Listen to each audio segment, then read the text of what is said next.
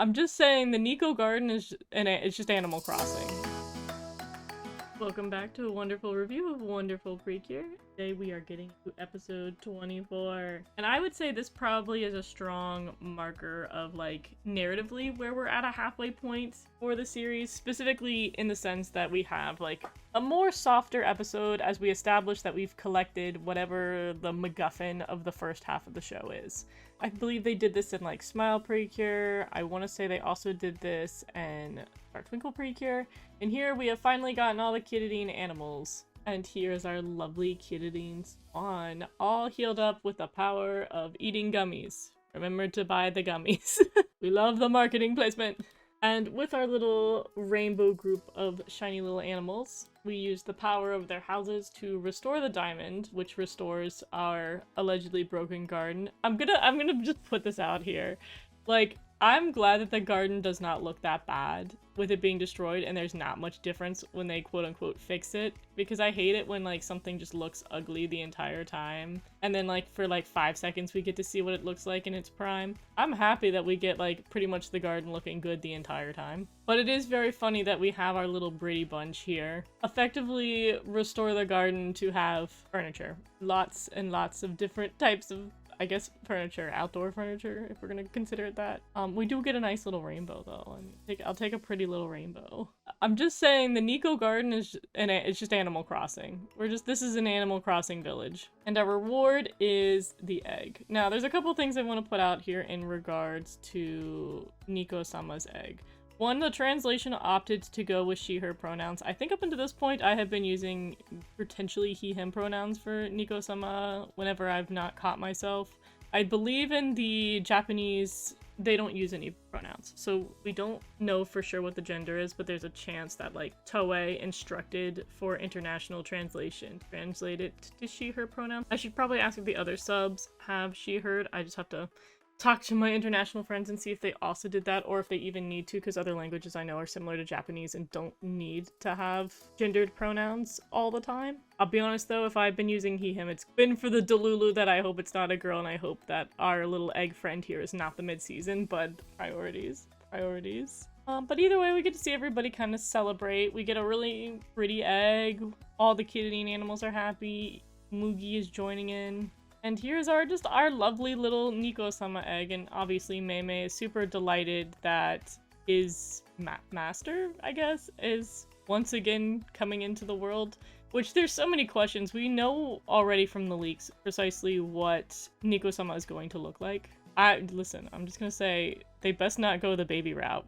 We don't need another baby. We just had one last season. No babies, please. But we have Nico-sama, who I believe in, like, not that many episodes is scheduled to appear with the titles.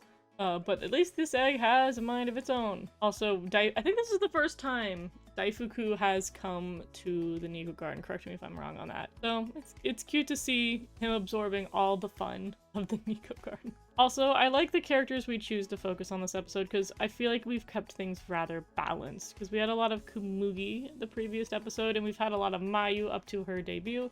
This one we go back to Yuki, where we once again kind of tease what I talked about last episode, which was that she wasn't always, like, super motivated to protect the Chittadine animals, and to the point where she's very tsundere about it. The Chittadine animals have really attached themselves to her and joke about her being somebody who actually really loves them and cares about them, and they're all really grateful to her, which is super cute. A little blush. And then we establish what's important in this sort of, like, middling episode, which is the fact that our job is not done. There are still animals that are not Chittadine animals that are still at large. We need to help them out. We gotta save them. We've got to keep the mission going, which sets us up a little bit for the remainder of the season.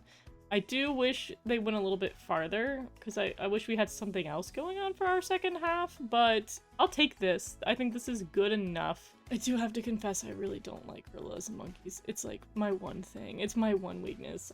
Did not have a great experience when I was a little kid at the local zoo. An incident of a kind happened, so I'm just like, oh yay, the gorilla. Help the gorilla this episode. At least we're knocking this episode out. But my own phobias aside, I do like that this puts the ball back in Iraha's court, where she notices that our little buddy is sad and misses their parent and wants to help out and acknowledges that the job's not done. In the meantime, we have our little spread of food. I love anime food. I think this is really cute. Got little macarons, little gummies, potentially like shoe cream, and then the eggs there. I was not gonna lie, I thought the egg was also part of the spread. But going back to the gorilla from the last screenshot, they did have this stick which connects back to the parents as sort of like a toy and a bonding item, which is brilliant because Mayu and most importantly Yuki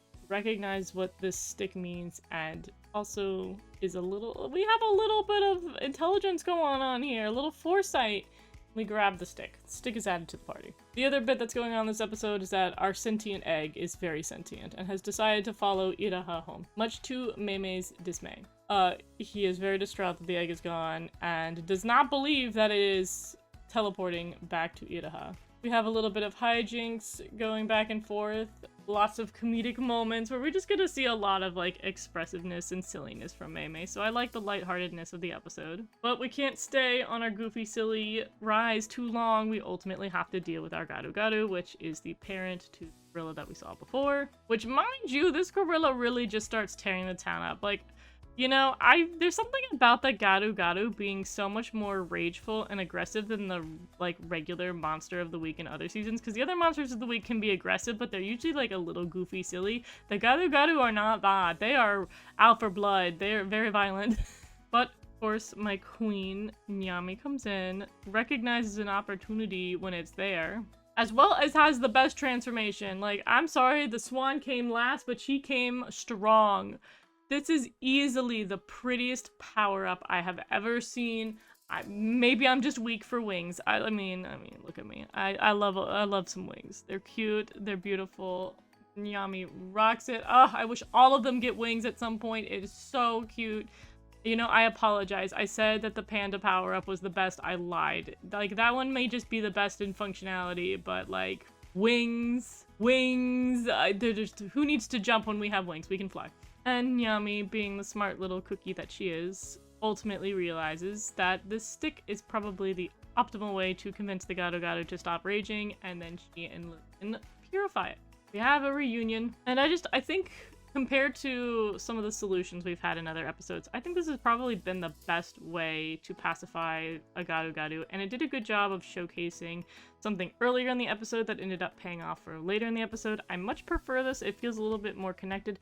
The downside to doing this is that it requires us to go to the Nico Garden, which obviously we're not going to do every episode. We have other locations that are important. These guys are reunited. We will never see them again. I'm sorry, I just do not love apes at all. Oh. And we finish off this nice little episode with the egg once again choosing these two goobers. Overall, I think it's a pretty solid episode. I think it checks all the boxes for establishing that we've reached kind of a halfway point in the series. I don't think it has too much setup for the rest of it. We really just have the egg, and then the continuation of the Garu is the only thing that we really have, is the only knowledge we have regarding the way the rest of the season's gonna head out.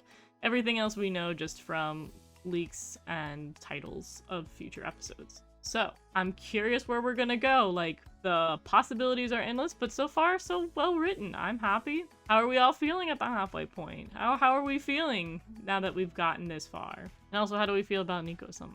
How do we feel? Has to know. Anyways, next episode is the beach episode, and I love the beach, so I'll see you there. Bye!